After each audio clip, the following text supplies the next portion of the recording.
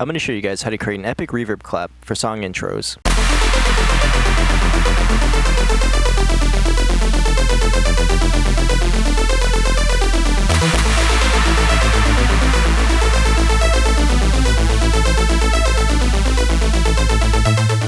Okay, so the first thing we're going to do is create the clap inside of Phase Plant. So I'm going to grab a noise generator, and then I'm going to come down here to modulators, add a new group and call it noise. Then I'm going to put an LFO in here. I'm going to turn the modulation off, right click the rate and set it to 3. Then I'm just going to open this up and create like a clap kind of shape. So something like this. Oh, by the way, I have the snapping turned off, so it doesn't snap to grid. So we're going to make this kind of shape. There we go. There we go, and then one more, kind of like that. Then I'm going to make this a little bit of a slope. Yeah, kind of like that. Bring this out a little bit so it has a bit of an attack. Kind of like right there. Sweet.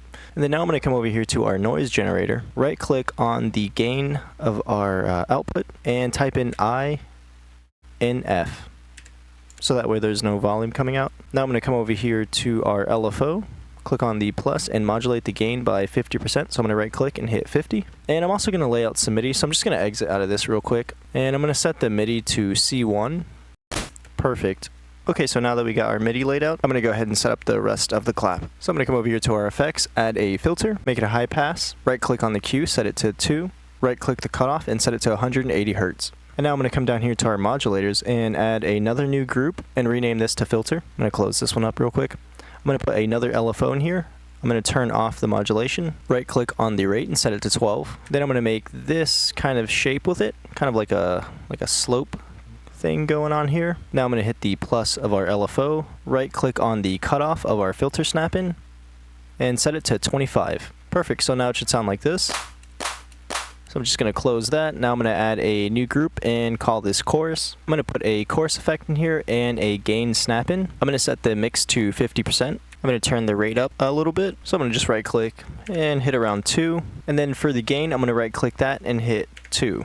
Just because I notice whenever I have like an effect at like 50% or 60%, for some reason the volume of our sound goes down. To kind of make up for that, I wanted to add 2 decibels of gain. Not really sure why Phase Plant effects do that, but it's just something I always notice whenever I add snap-in effects. Okay, so now I'm going to close this group. I'm going to go ahead and add a delay, right click on the mix and set it to 25%. I'm going to go ahead and turn the feedback up a little bit, so around 60%. And then everything else we're just going to leave alone. And now I'm going to add a slice EQ. I'm going to go ahead and add a high pass, right click on the cutoff, set it to 200. And then I'm just going to turn the Q up a little bit, zoom out of this.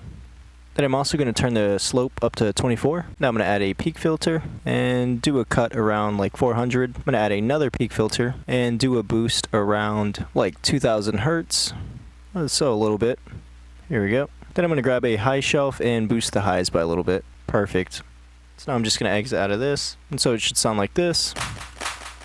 And then the last thing I'm going to add is a limiter, and then for the end gain I'm going to right click and hit 5. And so one thing that I was trying to do when recreating this was use Phase Plants Reverb, but if there's one thing that Phase Plant doesn't really do too well is its reverb. I don't know why, but Convolver is good, it's just that the Reverb Snapin, it just sounds horrible. I'm sorry. So if Kilohertz, you're watching this, please redo your Reverb Snapin. Yeah, like you can hear the delays. It sounds more like a delay effect instead of a like reverb. And I didn't really like the texture it adds to your sound. Like here, I'm just gonna play it real quick for you guys to show you what I mean. And then if you turn up the decay, I mean the effects it's like even worse.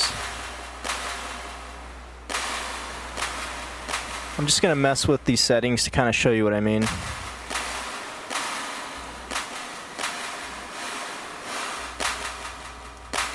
Like, I don't know if you can hear that, but it sounds like a reflection almost. Like you're inside of a room and it's just, well, I guess that's pretty much what reverb is doing, but it's I don't know, it just sounds more like a delay effect to me, and I didn't really like that, so I decided to just use Ableton's reverb. Hopefully they add a better like reverb snap-in, but like I said, kilohertz, if you're watching this, please redo your reverb snap-in.